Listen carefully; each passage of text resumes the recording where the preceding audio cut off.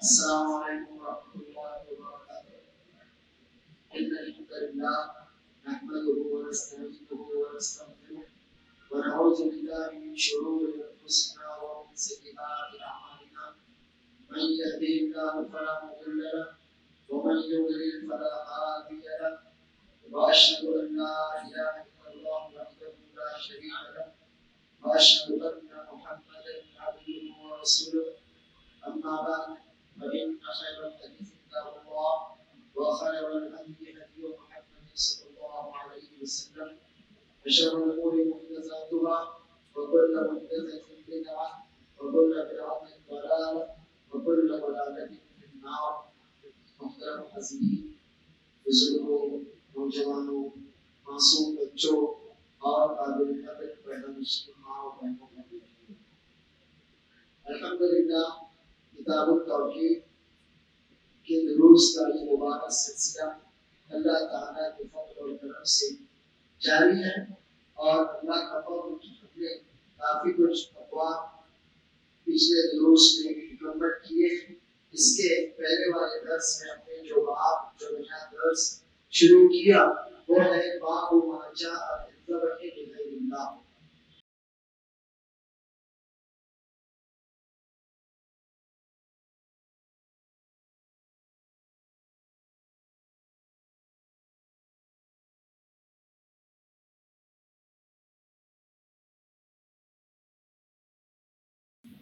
اللہ کے علاوہ کے لیے، اللہ کے علاوہ کے نام پر ذبح کرنے کا کیا مسئلہ ہے، قربانی کرنے کا کیا حکم ہے۔ ہم نے یہ چیپٹر جیسے جو شروع کیا تو پچھلے درس میں ہم نے قرآن کریم کی 2 سورتوں کی آیتیں آپ کے سامنے رکھی ہیں جنہیں شیخ الاسلام محمد بن الوہاب رحمہ اللہ نے اس باب کے تحت ذکر کیا۔ پہلی آیت 8ویں پارے سورہ انعام کی ہے، قل ان صلاتی ونسکی ومحیای ومماتی للہ رب العالمین لا شریک لہ وبذلک امرت وانا اول المسلمین۔ اے نبی صلی اللہ علیہ وسلم، آپ کہہ دیجیے کہ بے شک میری نماز، میری سب عبادتیں یا خاص میری قربانی، میری زندگی، میری موت، میرا جینا، میرا مرنا، یہ سب کچھ اللہ کے لیے ہے جو ساری کائنات کا، پوری مخلوقات کا رب ہے، مالک ہے، پیدا کرنے والا، ان کا سسٹم بنانے والا اور سسٹم کو چلانے والا، جو ساری کائنات کا رب ہے۔ اسی اکیلے اللہ کے لیے میرا جینا، میرا مرنا، میری نمازیں، میری قربانیاں، میری سب عبادتیں ہیں، اور وہ اللہ اکیلا ہے، اس کا کوئی شریک نہیں ہے۔ وہ اپنی ذات میں، وہ اپنی صفات میں، وہ اپنے ناموں میں، غرض جو کچھ بھی اللہ عز و جل کا حق ہے اس میں وہ بالکل اکیلا ہے، اس کو کسی کی نہ کوئی حاجت ہے، نہ کوئی اس کا مددگار ہے، نہ کوئی اس کا پارٹنر ہے۔ اور مجھے انہی سب باتوں پر، توحید پر قائم رہنے کا حکم دیا گیا ہے، اور میں مسلمانوں کے بھی سب سے آگے رہنے والا اول مسلم ہوں۔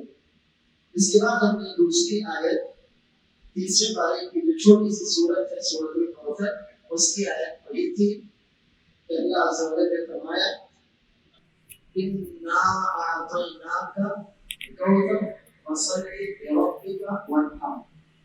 بے شک ہم نے آپ کو کوثر عطا کیا، خیر کثیر عطا کیا، اسی خیر کثیر میں سے بہت زیادہ پیاریوں میں سے وہ کوثر بھی ہے، تو انشاءاللہ قیامت کے دن رسول اللہ صلی اللہ علیہ وسلم کو وہ نہر جو دی جائے گی وہ حوض میں دیا جائے گا۔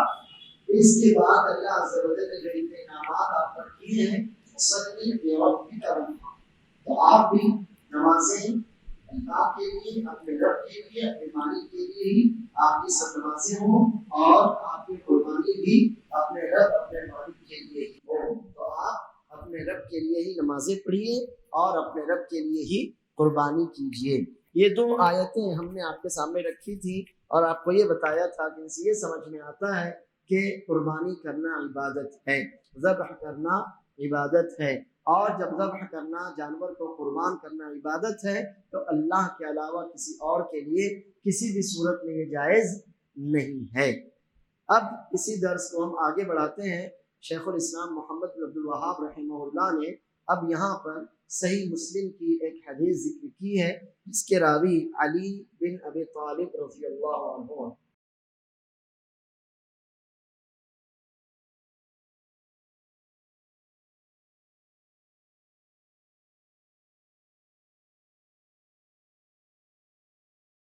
حدیث صحیح مسلم کی ہے اور اسے روایت کرنے والے، اسے بیان کرنے والے رسول اللہ صلی اللہ علیہ وسلم کے چچازاد بھائی، رسول اللہ صلی اللہ علیہ وسلم کے داماد، ہم مسلمانوں کے چوتھے خلیفہ علی بن ابی طالب رضی اللہ عنہ اس حدیث کے راوی ہیں۔ وہ کہتے ہیں کہ رسول اللہ صلی اللہ علیہ وسلم نے فرمایا، حدیث آپ کے سامنے ہے، اس میں رسول اللہ صلی اللہ علیہ وسلم کے فرمان کے اعتبار سے کل 4 جملے ہیں۔ علی بن ابی طالب رضی اللہ عنہ کہتے ہیں حدثنی رسول اللہ صلی اللہ علیہ وسلم باربع کلمات، رسول اللہ صلی اللہ علیہ وسلم نے مجھ سے 4 باتیں، کلمات، کلمہ باتیں، مکمل جملہ، اللہ کے رسول صلی اللہ علیہ وسلم نے مجھ سے 4 باتیں بیان کی ہیں۔ وہ کیا ہیں وہ 4 باتیں؟ دیکھیے، پہلی بات، لعن اللہ من ذبح لغیر اللہ، جو اللہ کے علاوہ کے لیے ذبح کرے اس پر اللہ کی لعنت ہو۔ اللہ کے علاوہ کے لیے ذبح کرنا، اللہ کے لیے ذبح کرنا، اللہ کے نام پر ذبح کرنا، یہ ساری تفصیل آپ کو یاد ہوگی، پچھلے درس میں الحمدللہ ہم نے آپ کو یہ ساری تفصیل اچھی طرح سے سمجھائی تھی۔ اب اللہ کے علاوہ کے لیے، یعنی اللہ کے علاوہ کی خوشنودی کے لیے، اللہ کے علاوہ کی تعظیم میں، اللہ کے علاوہ کا تقرب چاہنے کے لیے، تو اگر اس طرح سے کوئی بھی معاملہ ہے تو وہ اللہ کا حق ہے، اللہ کا حق ماریں گے تو جرم ہوگا، ظلم ہوگا، وہ ظلم شرک ہوگا۔ اب اللہ کے علاوہ کے لیے، اللہ کے علاوہ کو راضی کرنے کے لیے، اللہ کے علاوہ کی تعظیم کرتے ہوئے، اللہ کے علاوہ کی خوشنودی چاہنے کے لیے اگر کوئی ذبح کرتا ہے تو لعن اللہ، ایسے بندے پر اللہ کی لعنت ہو۔ لعن اللہ، جب رسول اللہ صلی اللہ علیہ وسلم یہ جملہ کہتے ہیں تو اس میں دونوں معنی مراد ہو سکتے ہیں۔ ایک تو یہ کہ آپ بد دعا دے رہے ہوں، ایک یہ بھی ہو سکتا ہے کہ آپ بد دعا دے رہے ہوں کہ وہ آدمی جو اللہ کے علاوہ کے نام پر، اللہ کے علاوہ کے لیے ذبح کرے اس پر اللہ کی لعنت ہو، یہ بد دعا ہے۔ اور رسول اللہ صلی اللہ علیہ وسلم کی بد دعا یا دعا یقینی طور پر قبول ہوتی ہے۔ اور یا تو دوسرا معنی ایسا بھی ہو سکتا ہے کہ رسول اللہ صلی اللہ علیہ وسلم خبر دے رہے ہیں، رسول اللہ صلی اللہ علیہ وسلم بد دعا نہیں دے رہے ہیں بلکہ خبر دے رہے ہیں کہ جس نے بھی اللہ کے علاوہ کے لیے، اللہ کے علاوہ کے نام پر ذبح کیا تو اس پر اللہ کی لعنت ہے۔ اگر ترجمہ بد دعا کا کریں گے تو ترجمہ ہوگا اس پر اللہ کی لعنت ہو، بد دعا ہے۔ اور اگر خبر دے رہے ہیں رسول اللہ صلی اللہ علیہ وسلم، ہم کو ایک بات بتا رہے ہیں، تو ترجمہ ہوگا کہ اس پر اللہ کی لعنت ہے، یعنی اللہ نے اس پر لعنت کی، اللہ نے اس پر لعنت کی ہے۔ دونوں کی صورتوں میں بات تو ایک ہی ہوئی۔ رسول اللہ صلی اللہ علیہ وسلم نے اگر خبر دی ہے تو بھی بات یقینی ہے کہ ایسا آدمی اللہ کے غضب، اللہ کی لعنت، اللہ کے عذاب کا مستحق ہے۔ اور اگر رسول اللہ صلی اللہ علیہ وسلم نے بد دعا دی ہے تو بھی بات وہی ہے کہ اللہ عز و جل آپ کی دعا یا بد دعا ٹالنے والا، رد کرنے والا نہیں۔ جو رسول اللہ صلی اللہ علیہ وسلم نے دعا دی اللہ نے وہ قبول کی، جو بد دعا دی اللہ نے وہ بھی قبول کی۔ اور اگر اللہ تعالیٰ کی یہ خبر ہے کہ اللہ تعالیٰ نے ایسا کیا تو بھی بات اپنی جگہ وہی ہے کہ ایسا آدمی بہرحال ملعون ہوا۔ کون؟ جس نے اللہ کا حق کسی اور کو دیا۔ اللہ کا حق کیا ہے؟ توحید۔ اب جب ہم نے یہ کہا قربانی اللہ کے نام پر ہونا چاہیے کیونکہ یہ عبادت ہے اور عبادت صرف اللہ کی ہوتی ہے۔ اب ایک بندے نے اگر اللہ کے علاوہ کی تعظیم میں، اللہ کے علاوہ کا تقرب حاصل کرنے کے لیے اللہ کے علاوہ کے نام پر قربانی کی تو اس نے عبادت جو اللہ کا حق تھا وہ کسی اور کو دے دیا۔ اب جب اس نے اللہ کا حق کسی اور کو دیا تو کیا کیا اس نے شرک کیا، اس نے شرک کیا، اور اس کے شرک کی، اس کے جرم کی، برائی کی وجہ سے اس پر اللہ کی لعنت۔ اتنا بڑا جرم اس نے کیا کہ اس کے جرم کی، برائی کی وجہ سے اس پر اللہ کی لعنت ہے۔ اب رسول اللہ صلی اللہ علیہ وسلم نے بد دعا دی ہے تو بھی اللہ کی بد دعا قبول ہونے والی ہے۔ اور رسول اللہ صلی اللہ علیہ وسلم نے اگر خبر دی ہے تو بھی بہرحال وہ خبر سچی ہے، پرفیکٹ ہے، اس میں کسی بھی طرح کی کوئی غلط بات یا شک والی بات نہیں ہے۔ تو اب نتیجہ یہی نکلا کہ اللہ کے علاوہ کے نام پر اگر کوئی ذبح کرتا ہے، اللہ کے علاوہ کسی اور کی تعظیم میں کوئی ذبح کرتا ہے تو وہ شرک کرتا ہے، اور اس کے شرک کی وجہ سے اس پر اللہ کی لعنت ہے، اس کے اس جرم کی وجہ سے اس پر اللہ کی لعنت ہے۔ لعنت کا مطلب اللہ کی رحمت سے دوری۔ لعنت کا مطلب کیا ہوتا ہے؟ اللہ کی رحمت سے دوری، کہ اب وہ آدمی اللہ کی رحمت کا حقدار نہیں، اللہ کی اس پر لعنت ہو یا اللہ کی اس پر لعنت ہے، یعنی وہ آدمی اب اللہ تعالیٰ کی رحمت کا حقدار نہیں ہے، اللہ کی رحمت کا حقدار نہیں ہے۔ لیکن چونکہ اللہ سب پر رحم کرتا ہے اس لیے اس کو بھی جینے دیتا ہے، اس لیے اس کو بھی رزق دیتا ہے، اس لیے اس کو بھی صحت، تندرستی، مال، اولاد، بہت سی چیزوں سے نوازتا ہے۔ ورنہ اگر دیکھا جائے تو اللہ کی رحمت کا حقیقی معنی میں حقدار نہیں ہے، کیونکہ اس نے اتنا بڑا جرم کیا۔ یہ ہے لعنت کا مطلب۔ اس کے بعد اس میں دوسرا، تیسرا اور چوتھا جو جملہ ہے، گرچہ وہ یہ تینوں جملے توحید سے ہی متعلق نہیں ہیں، شرک سے متعلق نہیں، لیکن چونکہ حدیث میں چاروں جملے ایک ساتھ ذکر ہیں اور شیخ الاسلام محمد بن عبد الوہاب رحمہ اللہ نے بھی حدیث پوری ذکر کی ہے، اس لیے پوری حدیث ہم نے آپ کے سامنے لکھی اور انشاءاللہ پوری حدیث کا ترجمہ اور تشریح آپ کے سامنے آئے گی۔ دوسرا جملہ، لعن اللہ من لعن والدیہ، جو آدمی اپنے والدین پر لعنت کرے، جو آدمی اپنے والدین کو بد دعا دے، جو آدمی اپنے والدین کو گالی دے، جو آدمی اپنے والدین پر الزام لگائے، تو ایسا آدمی بھی اللہ کی رحمت کا حقدار نہیں ہے۔ جو شخص اپنے والدین، اپنے ماں باپ، جو شخص اپنے ماں باپ کو بد دعا دے، اپنے ماں باپ پر لعنت کرے، اپنے ماں باپ پر الزام لگائے، اپنے ماں باپ پر عیب لگائے، تو ایسے آدمی پر بھی اللہ کی لعنت ہو یا اللہ کی لعنت ہے، دونوں جملے صحیح ہیں، ایسے آدمی پر بھی اللہ کی لعنت ہو۔ اب آپ سوچیں گے کہ وہ کون بدقسمت ہوگا جو اپنے والدین پر لعنت کرے؟ تو ایسے بدقسمت تو ہیں، اللہ محفوظ رکھے، اپنے ماں باپ کو برا بولنے والے، اپنے ماں باپ کو گالیاں دینے والے، اپنے ماں باپ نعوذ باللہ پر الزام لگانے والے، یا اپنے ماں باپ کو مارنے کی سنا تو ہوگا نا آپ نے۔ اللہ محفوظ رکھے۔ ہم دعا کرتے ہیں کہ ہم مسلمانوں میں سے ایسا کوئی نہ ہو، ہم مسلمانوں میں سے ایسا کوئی نہ ہو۔ اللہ ہمیں یہ توفیق دے کہ ہم اپنے ماں باپ کو ہمیشہ خوش رکھیں، ان کو راضی رکھیں، ان کی خدمت کریں۔ ماں باپ کی خدمت بھی تو اللہ کی عبادت ہی ہے۔ ہم ماں باپ کی اگر خدمت کرتے ہیں تو اس لیے نہ تاکہ جنت ملے، تو ماں باپ کی خدمت میں ہم گویا اللہ کی عبادت کر رہے ہوتے ہیں۔ یہ تو ہمارا دین، یہ تو ہمارا عقیدہ ہے۔ اب اگر کوئی بندہ اتنا بدبخت ہو جائے کہ وہ اپنے والدین پر لعنت کرے، اب جب رسول اللہ صلی اللہ علیہ وسلم نے صحابہ کرام رضی اللہ عنہم کے سامنے یہ حدیث بیان فرمائی، صحیح مسلم کی روایت ہے کہ آپ نے فرمایا من الکبائر شتم الرجل والدیہ، کوئی آدمی اپنے والدین کو گالی دے، کوئی آدمی اپنے والدین کو برا بولے، کوئی آدمی اپنے والدین پر لعنت کرے تو یہ تو بہت کبیرہ گناہ ہے۔ صحابہ کرام کو تعجب ہوا، کہا ایسے کیسے ہو سکتا؟ صحابہ کرام آج آپ کو تعجب نہیں ہوا نا؟ کیوں؟ کیونکہ آپ دیکھتے ہیں، سنتے ہیں ایسے بدبخت لوگ، اللہ بچائے ہم سب کو، معاشرے میں ہمارے پائے جاتے ہیں جو اپنے والدین کو گالیاں دیتے ہیں۔ اللہ محفوظ رکھے، ان کو بھی ہدایت دے۔ تو صحابہ کرام کے زمانے میں اس کا تصور ہی نہیں تھا۔ صحابہ کرام کو سخت تعجب ہوا، انہوں نے رسول اللہ صلی اللہ علیہ وسلم سے پوچھا وَهَلْ يَسُبُّ الرَّجُلُ وَالِدَيْهِ، کیا کوئی آدمی اتنا گر سکتا ہے کہ اپنے والدین کو گالی دے، اپنے والدین کو برا بولے، اپنے والدین پر لعنت کرے، اپنے والدین کی گستاخی کرے؟ تو رسول اللہ صلی اللہ علیہ وسلم نے فرمایا یسب ابا الرجل فیسب اباہ ویسب امہ فیسب امہ۔ دیکھیے ان الفاظ پر دھیان دیجیے۔ رسول اللہ صلی اللہ علیہ وسلم نے فرمایا بڑے گناہوں میں سے ہے کہ آدمی اپنے والدین کو گالی دے یا ان پر لعنت کرے یا ان کو برا بولے یا ان پر الزام لگائے۔ صحابہ کرام نے پوچھا ایسا کیسے ہو سکتا ہے؟ کیا کوئی آدمی اپنے والدین کو بھی برا بول سکتا ہے، ان پر لعنت کر سکتا ہے کیا؟ تو رسول اللہ صلی اللہ علیہ وسلم نے وضاحت میں فرمایا ایک آدمی دوسرے آدمی کے باپ کو گالی دیتا ہے تو بدلے میں وہ بھی اس کے باپ کو گالی دیتا ہے، پھر یہ اس کی ماں کو گالی دیتا ہے تو بدلے میں وہ بھی اس کی ماں کو گالی دیتا ہے. ایسا ہوتا ہے نا, دو لوگوں میں جھگڑے ہوئے, اس نے اس کے ماں باپ کو برا بولا, گالی دی, یا جو بھی اللہ محفوظ رکھے کیا, تو اس نے بھی بدلہ وہ بھی لے گا.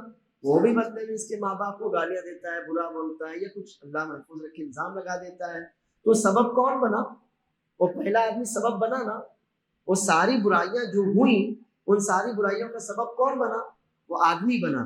تو اس نے گرچہ براہ راست ڈائریکٹ اپنے ماں باپ کو گالی نہیں دی, لیکن وہ اپنے ماں باپ کو گالی دیے جانے کا ذریعہ بنا کہ نہیں بنا؟ اس کے ماں باپ کو جو گالیاں ملی تو ان کا سبب یہ بندہ بنا کہ نہیں بنا؟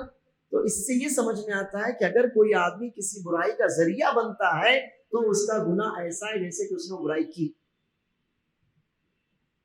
اب یہاں اس بندے نے اپنے ماں باپ کو گالی دی کیا؟ اپنے ماں باپ کو گالی نہیں دی, اس نے کسی اور کے ماں باپ کو گالی دی, تو اس کسی اور نے اس کے ماں باپ کو گالی دی. یہ بندہ اپنے ماں باپ کو گالی دیے جانے کا, برا کہے جانے کا سبب بنا یا نہیں بنا؟ اس کی حرکت کی وجہ سے, اس کے عمل کی وجہ سے, اس کے قول کی وجہ سے, جو بھی تھا سبب بنا نا کہ اس کے ماں باپ کو گالی دی جائے.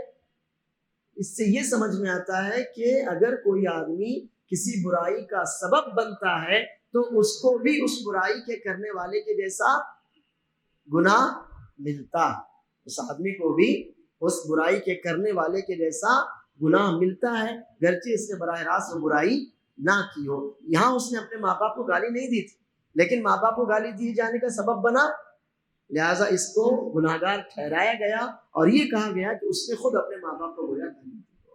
اس سے ہمیں بہت زیادہ احتیاط کرنا چاہیے. بہت سی دفعہ ایسا ہوتا ہے, کوئی بات ناگوار ہو جاتی ہے, بہت غصے میں ہم آ جاتے ہیں اور کسی کی ماں یا کسی کی بہن یا کسی کے باپ کو نازیبا الفاظ, غلط الفاظ, گندے الفاظ ہم بول دیتے ہیں, اور جواب میں جواب تو وہ بھی دیتا ہے نا. ٹھیک ہے, آپ سے وہ اس وقت ڈر گیا, لیکن پیچھے تو گالیاں دے گا نا وہ آپ کو. تو ہوا کیا کہ اس نے جو بھی گالیاں دی, گناہ ہمارے سر پر آیا, ہم نے شروعات کی تھی, اور وہ گالیاں گویا ہم نے خود اپنے ماں باپ کو گالیاں دی ہیں. اس لیے بہت زیادہ احتیاط کرنا چاہیے. دوسری بات یہ ہے کہ والدین سے مراد کون ہے؟ والدین سے مراد ماں باپ تو ہیں ہی, اور ماں باپ کے ماں باپ بھی ہمارے والدین کے درجے میں ہوتے ہیں. والدین سے مراد تو ماں باپ ہیں ہی, اور ہمارے ماں باپ کے ماں باپ بھی ہمارے ماں باپ ہیں کہ نہیں ہے؟ ماں باپ جب کہا جاتا ہے تو اس کا مطلب صرف وہ ماں یا وہ باپ جن سے ہم پیدا ہوئے صرف وہی نہیں ہوتا. اس کا مطلب ماں باپ کے بھی ماں باپ, گویا ہم اپنے نانا نانی یا دادا دادی کے بھی ویسے ہی خدمت کے پابند ہیں, جیسے خدمت ہم کو کس کی کرنی ہے نا.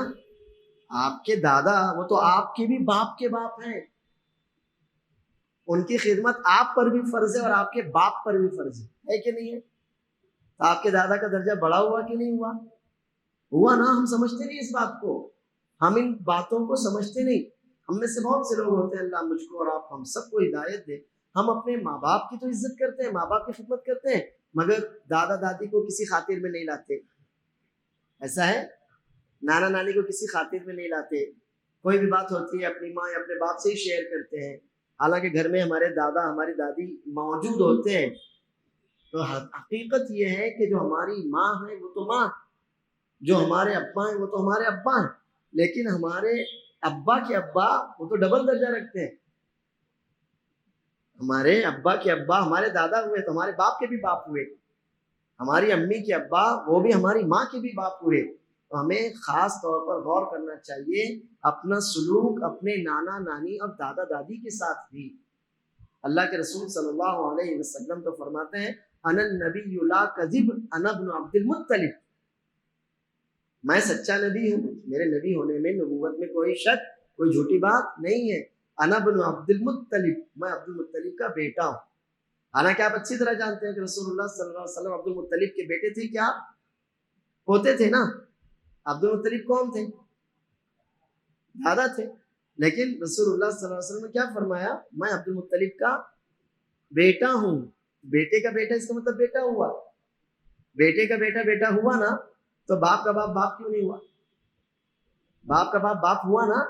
جی ہاں, تو دھیان دیجیے, والدین سے مراد صرف ماں باپ نہیں ہے جن سے ہم پیدا ہوئے, بلکہ ماں باپ کے ماں باپ بھی یعنی دادا دادی نانا نانی بھی ہماری طرف سے ویسے ہی ادب ویسے ہی خدمت کا حق رکھتے ہیں جیسے ادب اور خدمت کا حق کس کو ہے؟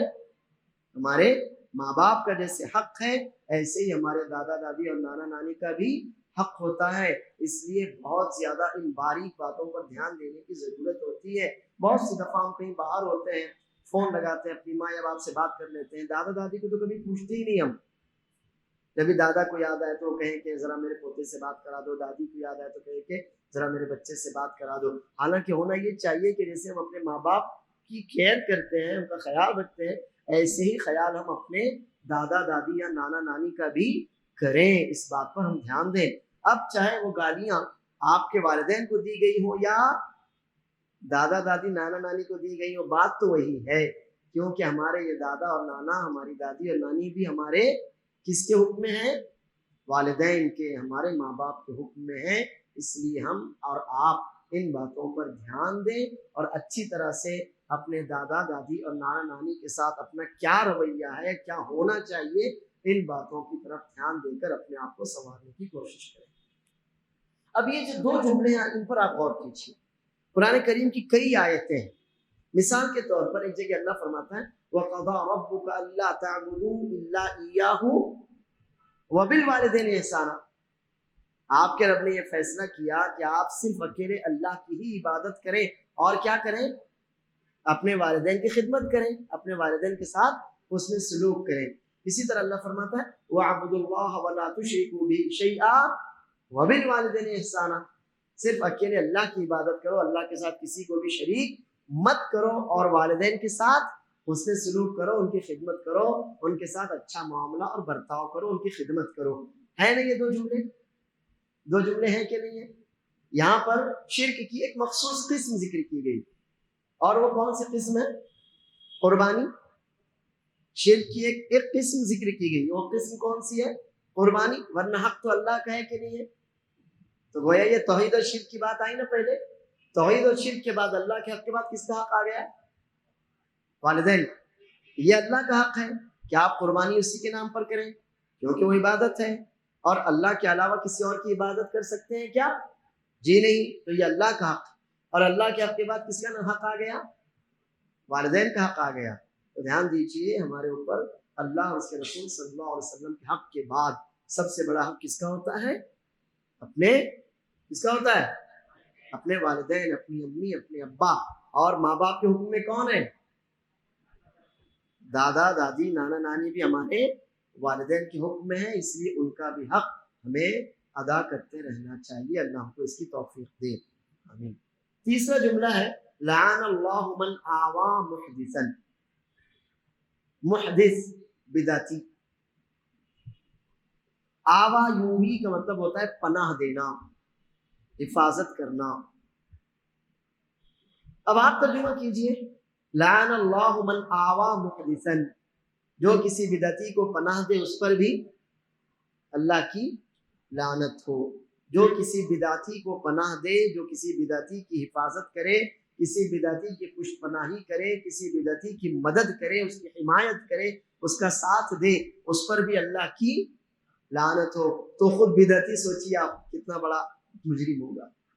آپ نے بدعت کی نہیں, آپ نے کیا کیا؟ صرف بدعتی کو سپورٹ کیا, بدعتی کا ساتھ دیا, بدعتی کی مدد کی, آپ نے اس کو پناہ دی. تو اس کو پناہ دینے کے جرم میں آپ پر کیا ہوا؟ اللہ محفوظ رکھے, لعنت ہوئی. تو اس بدعتی کا خود کا کیا حال ہوگا؟ اندازہ لگائیے کہ وہ خود کتنا بڑا مجرم ہوگا. اب یہاں پر بدعتی کا معنی کیا ہے؟ بدعتی کا معنی کیا ہے؟ ہمارے علماء کرام رحمہم اللہ کہتے ہیں اس کے دو معنی. ایک تو بدعت جو آپ جانتے ہیں دین میں نیا کام ایجاد کرنا. اگر اس کا ایجاد کیا ہوا کام کفر ہے, شرک ہے, اس کا ایجاد کیا ہوا کام اگر کفر ہے اور شرک ہے تو یہاں پر پہلی بات تو یہی مراد. مثلا ایک آدمی ہے جو اللہ تعالیٰ کی جو نام ہے, اللہ تعالیٰ کی جو ایٹریبیوٹس, کوالٹیز, صفات ہیں, ان کو نہیں مانتا. مثال کے طور پر جیسے کہ ہم کہتے ہیں اللہ تعالیٰ بات کرتا ہے, کیونکہ اللہ خود فرماتا ہے کہ وَكَلَّمَ اللَّهُ مُوسَىٰ تَكْلِيمًا. ہم یہ کہتے ہیں کہ اللہ تعالیٰ دیکھتا ہے. اب ایک آدمی آئے اور کہے کہ نہیں اللہ تعالیٰ بات نہیں کرتا، اللہ تعالیٰ نہیں دیکھتا، تو اس نے قرآن کا انکار کیا کہ نہیں کیا؟ میرے حساب سے بات تو قرآن میں ہے. اللہ دیکھتا ہے، اللہ سنتا ہے، یہ باتیں کدھر ہے؟ یہ باتیں تو قرآن میں ہے. اب ایک آدمی آیا اور کہے نہیں اللہ نہیں دیکھتا، اگر دیکھتا ہے تو ہم بھی دیکھتے ہیں تو اللہ برابر ہو گیا، نعوذ باللہ. اگر وہ ایسا کہتا ہے تو اس نے قرآن کا انکار کیا کہ نہیں کیا؟ ٹھیک ہے، وہ اپنے آپ کو مسلمان بولتا ہے، مگر یہ کہتا ہے نہیں اللہ نہیں دیکھتا، اللہ نہیں سنتا، اللہ نہیں بولتا، تو ہم کہیں گے بھائی یہ باتیں تو قرآن میں ہیں. اب اگر آپ کسی بھی وجہ سے ان باتوں کا انکار کرتے ہیں تو کم از کم آپ بدعتی ہوئے کہ نہیں ہوئے؟ ٹھیک ہے، میں آپ کو کافر نہیں بول رہے، میں آپ کو مشرک نہیں بول رہے، مگر آپ نے دین میں ایک نئی چیز کو داخل کیا کہ نہیں کیا؟ بدعتی ہوئے نا. اور یہ بدعت کون سی ہے؟ یہ بدعت کفر والی بدعت ہے. قرآن کا انکار کفر ہے کہ نہیں ہے؟ تو یہ بدعت کون سی ٹھہری؟ کفر والی بدعت ٹھہری ہے نا. یہ بدعت ہے. اس سے پہلا کون سا آدمی مراد ہے؟ وہ آدمی جس کی بدعت کیسی ہو؟ کفر والی بدعت، جس کی بدعت کفر والی بدعت. لیکن بدعتیں وہ بھی ہوتی ہیں کہ جو کفر نہیں ہوتی، گناہ ہوتی ہے. مثال کے طور پر کوئی آدمی آپ سے یہ کہے کہ رسول اللہ صلی اللہ علیہ وسلم نے 15 شعبان کا روزہ رکھا خاص طور پر، ورنہ ہم تو جانتے ہیں 13، 14، 15 کو رسول اللہ صلی اللہ علیہ وسلم ہمیشہ روزہ رکھتے تھے. چاند کی جو 13، 14، 15 ہوتی ہے رسول اللہ صلی اللہ علیہ وسلم ہمیشہ روزہ رکھتے تھے. لیکن کوئی آدمی آپ سے یہ کہے کہ نہیں 15 شعبان کا روزہ اس لیے میں رکھتا ہوں، تو کیا روزہ رکھنے سے وہ کافر یا مشرک ہو جائے گا؟ کیا ہوگا؟ جی نہیں، وہ عبادت اللہ کی کر رہا ہے، اللہ کی عبادت میں شرک نہیں کر رہا ہے وہ، لیکن وہ کام جو کر رہا ہے وہ رسول اللہ صلی اللہ علیہ وسلم میں ثابت ہے کیا؟ نہیں. لہٰذا وہ بدعتی ہوا کہ نہیں ہوا؟ مگر دونوں بدعتیوں میں فرق ہے کہ نہیں؟ ایک وہ آدمی جو ایسی بدعت کر رہا ہے جو جس سے قرآن کا انکار لازم آ رہا ہے، وہ تو کافر ہوا. اور ایک وہ آدمی جو ایسی بدعت کر رہا ہے کہ جو گناہ ہے، اس بدعت کی وجہ سے وہ اسلام سے خارج ہو رہا ہے کیا؟ نہیں. تو یہاں پر کون سا بدعتی مراد ہے؟ پہلا والا. یہاں کون سا بدعتی مراد ہے؟ پہلا والا، جس کی بدعت اسے کافر یا مشرک بنا دیتی، جس کی بدعت اس کو کافر یا مشرک بنا دیتی ہے. تو اگر ایسے بدعتیوں کا آپ ساتھ دیں گے، اللہ محفوظ رکھے، تو جو شخص بھی ایسے بدعتیوں کا ساتھ دے گا اس پر اللہ کی لعنت. اچھا، بدعتی کا ایک اور معنی ہمارے علماء نے بیان کیا ہے، وہ یہ ہے کہ اس سے مراد ہے مسلمانوں کا مجرم، جس کے جرم کی وجہ سے اس پر سزا لاگو ہو چکی ہو. دھیان دیجیے، پہلا معنی بدعتی والا تو کلیئر ہے نا، کہ ایسا آدمی جس کی بدعت کفر ہو، شرک. اور دوسرا معنی ہے کہ مسلمانوں کا مجرم، ایسا مجرم جس پر اس کے جرم کی وجہ سے سزا لاگو ہو چکی ہو. اب آپ اس کو بچائیں، اب آپ اس کی پشتپناہی کریں، اب آپ اس کو بچانے کے لیے رشوت دیں، اب آپ اس کو بچانے کے لیے جھوٹی گواہیاں دیں، تو یہ ایسے بندے پر بھی اللہ کی لعنت ہوتا ہے. کوئی آدمی بڑا مجرم ہے، کوئی آدمی اس سے بڑا جرم کیا، جرم کرنے کی وجہ سے اس پر دنیاوی سزا ہی صحیح لاگو ہو گئی، مگر کیا کرتے ہیں؟ نہیں، ہمارا رشتہ دار ہے تو اس کے لیے ہم رشوت دیتے ہیں، تو اس کے لیے ہم سفارشیں کرتے ہیں، تو اس کے لیے ہم جھوٹی گواہیاں دیتے ہیں، یا اس کو قانون کی نظروں سے چھپانے کے لیے انڈر گراؤنڈ کروا دیتے ہیں. یہ سب ہوتا ہے نا ہمارے سماج میں، ہوتا ہے کہ نہیں سماج میں؟ جی ہاں. تو اگر ایسا کوئی مجرم ہے جس نے مسلمانوں کے خلاف جرم کیا، اب کوئی بندہ اس کو بچا رہا ہے، کوئی بندہ اس کو بچا رہا ہے، چاہے سفارش کر کے بچائے، چاہے رشوت دے کر بچائے، چاہے جھوٹی گواہی دے کر بچائے، چاہے اس کو انڈر گراؤنڈ کر کے بچائے، کسی بھی طرح سے اگر وہ اس کو بچاتا ہے، گویا اس کو پناہ دیتا ہے، تو اس کا یہ جرم اتنا بڑا مانا جائے گا کہ اس کے جرم کی وجہ سے اس پر کیا ہوگی؟ اللہ کی لعنت ہوگی. سمجھ میں آئے اس کے دونوں معنی؟ ایک تو ایسا بدعتی جس کی بدعت کفر اور شرک ہو، اب آپ اس کا ساتھ دیں، آپ اس کی مدد کریں، تو آپ بھی گویا ادھر ہی، ہماری طرف نہیں آنا. اور دوسرا ایسا مجرم جو مسلمانوں کا مجرم ہو، ایسا بڑا مجرم ہو کہ اس کے جرم کو آسانی سے معاف نہیں کیا جا سکتا، اس کے جرم کی سزا ضروری ہے. اب کوئی بندہ رشتہ داری کی وجہ سے یا کسی اور وجہ سے اس کو بچائے، بچانے کی کئی شکلیں ہو سکتی ہیں، चाहे सिफारिश करे, झूठी गवाही दे, रिश्वत दे, उसको अंडरग्राउंड कर दे, कुछ भी अगर ऐसा होता है तो ऐसे बंदे पर भी अल्लाह की लानत है। तो सोचिए खुद उस बिदती का क्या हाल होगा जिसने वो बिदत की, और खुद उस मुजरिम का क्या हाल होगा जिसने वो जुर्म किया। और चौथा जुमला है लानल्लाहु मन गय्यर मनार अल-अर्द। मनार का मतलब होता है अलामत, साइन। साइन जानते हैं, अलामत, निशानी, निशानी। जो शख्स जमीन की निशानियां बदल दे उस पर भी अल्लाह की लानत। इसका क्या मतलब है? इसके कई माना है। एक तो खुली जमीन थी, प्लॉट था, मैंने खरीदा था, मान लेते हैं 500 स्क्वायर फीट मैंने खरीदा था, तो मेरा कितने पर हक है? कितने पर हक है? 500 पर हक है। अब मैं क्या करता हूँ, जाता हूँ एक बार दो बार, देखता हूँ वहां कोई नहीं आ रहा, तो जो जब हम खरीदते हैं तो निशान लगा देते हैं ना उस पर, ईंट के जरिए, चूने के जरिए, किसी और चीज के जरिए, उनको कहते हैं जमीन की निशानियां। अब मैं देखा कि वहां तो कोई नहीं है, तो मैं चुपके से क्या करता हूँ, फुट 2 फुट अपनी हद उधर बढ़ा देता हूँ। वो मेरी है क्या? तो मैंने अपनी निशानी बदला कि नहीं उसका हक मारने के लिए, है ना जी। ऐसे ही रास्तों पर जो मील के पत्थर लगे होते हैं, देखिए आप रास्ते पर सफर करते हैं, अब तो बड़े बड़े बोर्ड लगने लगे हैं जिन पर लिखा रहता है यहाँ से बम्बई इतने किलोमीटर इस सिमत में, यहाँ से नासिक इतने किलोमीटर इस सिमत में। तो ऐसे ही अगर आपने देखा होगा रास्तों के किनारे भी छोटे छोटे पत्थर लगे होते हैं ना, तो 2 चीजें बताते हैं। एक तो जहां आप जा रहे हैं आगे कौन सा शहर आने वाला है और किस शहर में किधर आपको मुड़ना है, किधर सीधा चलना है, और दूसरे कितने किलोमीटर पर वो जगह है, ये दोनों बताते हैं ना। अब कोई बंदा क्या करे, उसको मिटा दे, बस लोगों को परेशान करना, या फिर वहां उस शहर का नाम हटाकर किसी और शहर का नाम लिख दे, या फिर 30 लिखा था उसको 60 कर दे, 10 लिखा था उसको 100 कर दे। तो ये सारी जो बुराइयां की उसने, इनकी वजह से जो भी मुसाफिर है वो तकलीफ में, परेशानी में मुब्तला हुए कि नहीं हुए? जी हाँ। तो ये काम इतना गलत। दूसरा, अगर वो जगह को लेकर, जमीन को लेकर, जमीन और जगह के निशानात बदल देता है, अतिक्रमण, क्या करता है वो? अतिक्रमण।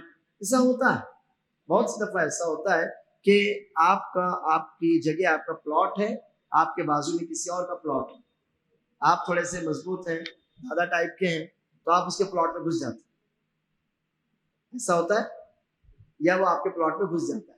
अब आप ठहरे थोड़े से शरीफ आदमी, आप उसको कुछ बोल नहीं पाते, उसके नतीजे में वो आपकी 100 स्क्वायर फीट 200 स्क्वायर फीट जगह मार देता है, ऐसा है। तो ये आपने जो किया अपनी जबरदस्ती गुंडागर्दी की वजह से, तो ये है कि वो आदमी जो जमीन की अलामतें बदल दे, चाहे लोगों को धोखा देने के लिए बदले, चाहे वो जगह पर कब्जा करने के लिए बदले, किसी भी वजह से आपने अगर बदला तो ऐसे बंदे पर भी अल्लाह की लानत है। और इसका जुर्म भी इतना बड़ा है, अगर आपने किसी की जगह हथियाने के लिए, हथियाना समझते ना, किसी की जगह पर नाजायज कब्जा, किसी की जगह पर नाजायज कब्जा करने के लिए ऐसा किया है कि वो जो अलामतें लगी हुई थी इधर उधर कर दी हैं ताकि आपको ज्यादा जगह मिल जाए या किसी और को ज्यादा जगह मिल जाए। अगर आपने ऐसा इसलिए किया ताकि किसी और की जगह हथिया सके, तो रसूलुल्लाह सल्लल्लाहु अलैहि वसल्लम फरमाते हैं, मन इक़तता मिनल अर्ज़ि शिब्रन तवक़्क़हुल्लाहु मिन सब'i अराज़ीन यौमल क़ियामा। जो शख्स एक बालिश भी, कितनी? एक बालिश, समझते ना, एक बालिश, जो शख्स एक बालिश जमीन भी जुल्मन नाहक किसी की हथिया ले, एक बालिश कितनी होगी? 6 इंच 7 इंच, इससे ज्यादा नहीं होती ना। एक बालिश जमीन भी अगर कोई किसी की हथिया ले, उस पर नाजायज कब्जा कर ले, तो अल्लाह ताला कयामत के दिन उसके गले में कितनी जमीनों का तौक डालेगा? 7। कितनी? 7। और उस बेचारे ने जगह कितनी हथियाया था? एक बालिश। और मुमकिन है वो उससे फायदा भी ना उठा सका हो, उससे जगह तो हथिया लिया था, नाजायज कब्जा कर लिया था, लेकिन क्या जरूरी उससे फायदा भी उठा सके? जरूरी नहीं है। उससे सोचा था मैं हथिया लेता हूँ, मेरे बच्चों के काम, हो सकता है बच्चों के काम आए ना, मगर उसके अपने काम आया क्या? वो उसने जो जुर्म किया उस बेचारे को कोई फायदा नहीं, वो मुजरिम तो हो गया हो, लेकिन उसको अपना कोई जाती फायदा नहीं हुआ। تو یہ ہے زمین کا معاملہ، اور زمین کا معاملہ بہت زیادہ سخت ہے، لہٰذا ہم خاص طور پر جب بھی زمینوں کی بات آئے بہت زیادہ ہوشیار رہیں، کہیں ایسا نہ ہو کہ ہم ناجائز طور پر کسی کی ایک بالش یا اس سے کم زیادہ زمین ہتھیا لیں اور قیامت کے دن اللہ محفوظ رکھے 7 زمینوں کا طوق ہمارے گلے میں ڈال دیا جائے۔ اب یہ کل 4 جملے ہیں، 4 باتیں ہیں رسول اللہ صلی اللہ علیہ وسلم نے بیان کی ہیں، اور ہر جملے کی شروعات ہوتی ہے لعن اللہ سے، اللہ کی لعنت۔ سب سے پہلا جملہ توحید اور شرک سے متعلق ہے، اللہ کا حق۔ دوسرا جملہ والدین، ماں باپ سے متعلق ہے، اللہ اور اس کے رسول صلی اللہ علیہ وسلم کے بعد سب سے بڑا حق والدین کا ہی ہے، اور ہم نے بتایا ماں باپ کے حکم میں اور کون ہے؟ ماں باپ کے ماں باپ، ماں باپ کے حکم میں اور کون ہے؟ ماں باپ کے ماں باپ۔ تیسرا جملہ یہ اللہ سے متعلق بھی اور بندوں سے متعلق بھی ہے۔ تیسرا جملہ اگر ہم کہیں بدعتی، وہ بدعت ایسا آدمی جس کی بدعت کفر و شرک ہو تو یہ حق اللہ کا ہوا، اور ایسا آدمی جو مجرم ہو کہ اس کے جرم کی وجہ سے اس کو سزا دیا جانا ضروری ہو تو یہ حق کس کا ہوا؟ پھر بندوں کا ہوا۔ تو تیسرا جملہ حقوق اللہ سے متعلق بھی ہو سکتا ہے اور حقوق العباد سے بھی متعلق ہو سکتا ہے، اور چوتھا جملہ صرف حقوق العباد سے متعلق۔ چوتھے جملے کا تعلق کس سے ہے؟ حقوق العباد۔ چاہے آپ راستوں کے جو پتھر ہوتے ہیں، جو کلومیٹر وغیرہ لکھا ہوتا ہے، جگہ لکھی ہوتی ہے، آپ وہ بدل دیں تو بھی یہ بندوں کا حق ہے، اور چاہے آپ کسی کی زمین، کسی کا پلاٹ، کسی کی جگہ ہتھیانے کے لیے علامتیں بدل دیں تو بھی یہ بندوں کا حق ہے۔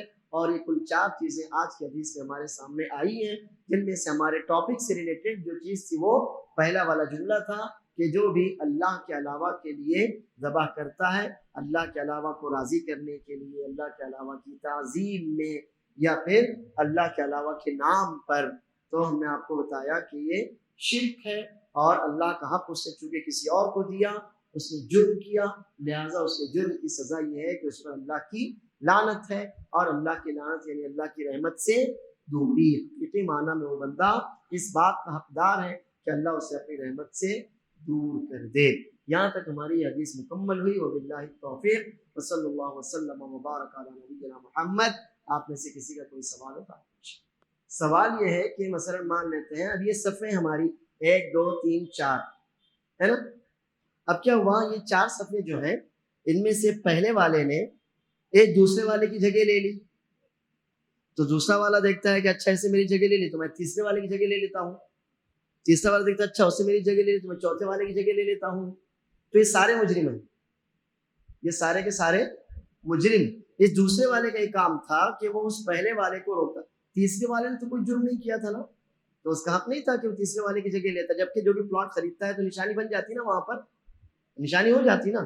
اب پہلے والے کا یہ کام تھا کہ میری جگہ جتنی میں اتنے میں بناؤں، اگر کم پڑ رہی ہے تو بازو والے سے خریدوں، نہیں بکتی تو کوئی یہ جگہ بیچوں، کیوں جا کے خریدوں، ہونا تو یہ چاہیے تھا، لیکن چونکہ میں مضبوط، میں دادا، میں طاقتور، مجھے کوئی بول نہیں سکتا، تو میں کیا کرتا ہوں، اس کی تھوڑی سی جگہ پر قبضہ کر لیتا ہوں۔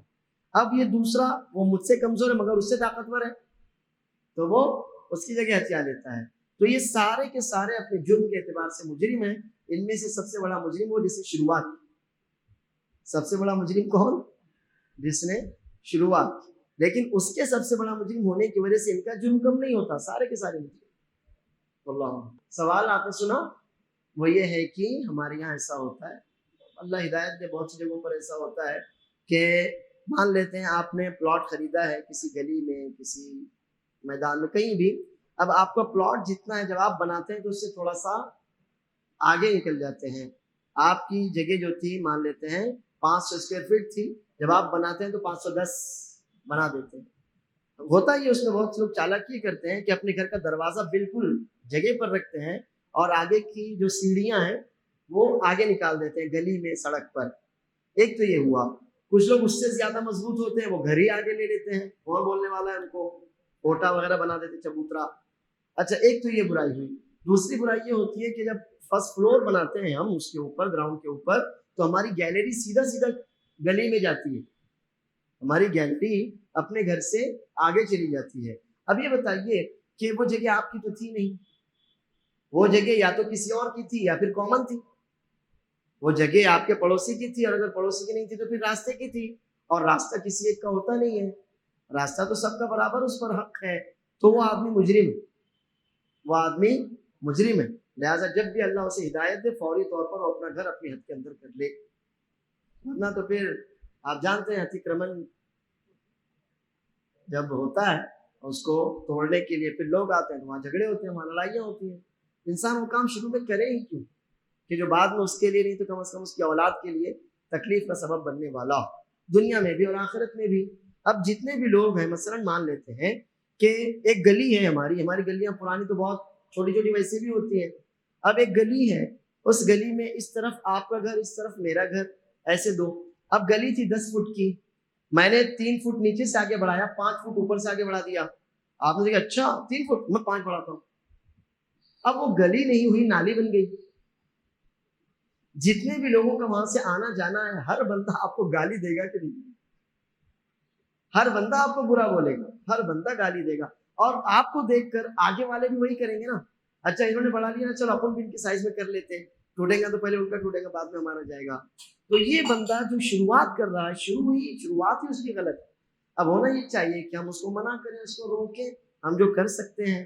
اور اگر ہم وہ نہیں کر سکتے کم از کم اس کے جرم کے جیسا جرم ہم نہ کریں کہ اس نے بڑھایا تو ہم بھی بڑھا دیں نیچے سے یا اوپر سے. جس پر ہمارا حق نہیں ہے وہ ہمارا نہیں ہے.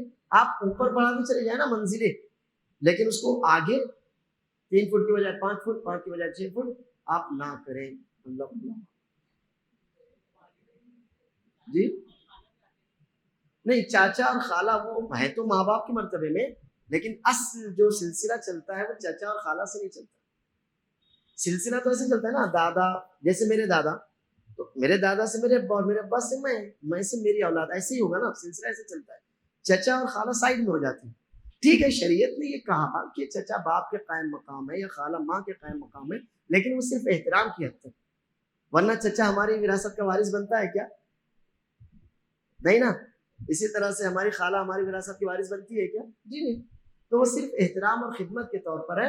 ورنہ ظاہر ہے کہ ماں کے مقابلے میں خالہ کا درجہ بہت کم ہے، باپ کے مقابلے میں چچا کا درجہ بہت کم ہے. تو اصل جو سلسلہ چلتا ہے وہ دادا، پھر ابا، پھر میں، پھر میرا بچہ، ایسے سلسلہ چلتا ہے. واللہ اجازت چاہوں گا، اللہ نے چاہا تو پھر اگلے ہفتے ملاقات ہوگی. وباللہ التوفیق وآخر دعوانا الحمد للہ رب العالمین.